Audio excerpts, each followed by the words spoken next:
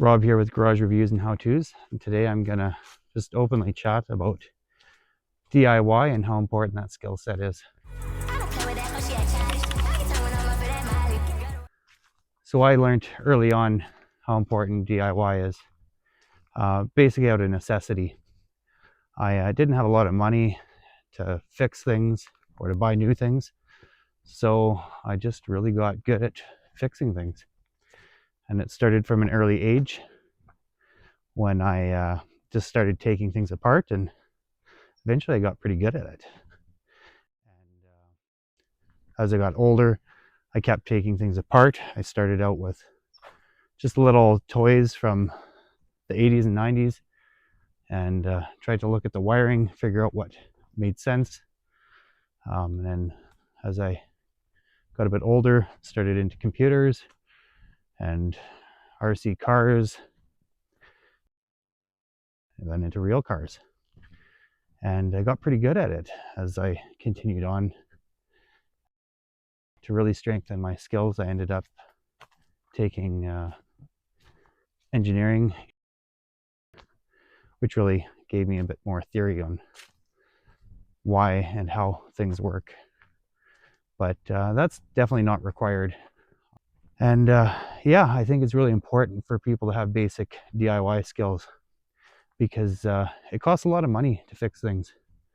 If you look at, around a house, the basic fee is just to get a contractor out. Or if your furnace dies on a long weekend, it's good to have some basic understanding to be able to troubleshoot and figure that out on your own. There's obviously limitations where you have to call people in, but even having a basic understanding is really helpful. It will save you tons of money. I think nowadays it's easier than ever to be able to have basic DIY skills. I know a few weeks ago I was trying to figure out what to do with an old VCR that I found in my parents' basement. And certainly there was a video that showed how to fix it, so I didn't even have to try tinker with it. But after looking at the VCR itself, I realized it was exactly what the video was about. So it's very interesting that even for a 20-year-old VCR, there's still YouTube videos on how to do it. I have a lot of friends who couldn't figure out what side of a screwdriver to use, but now with a little help from YouTube, they've actually been able to take apart and fix a lot of stuff around the house or around their cars, which is great to see. I've a lot of my friends I've encouraged to take things apart, and I've offered to show them how it's done, not just fix it. Things like alternators on cars to flame sensors on furnaces. So just helping people get started is really what I find rewarding, and letting them take part and not just doing it for them. There are a few things about DIY that are important to know. Obviously, you can watch stuff on YouTube, but a lot of things take a lot longer than they show on YouTube. So if it takes 5 minutes on YouTube, it wouldn't be surprising to take about 30 minutes for an average person to do it. And it's not often as easy as they show. So you got to kind of take that into consideration when you start projects. And mistakes happen, but still worthwhile. I laugh at the saying you're only one bolt from making a 1-day project a 3-day project, and that's happened.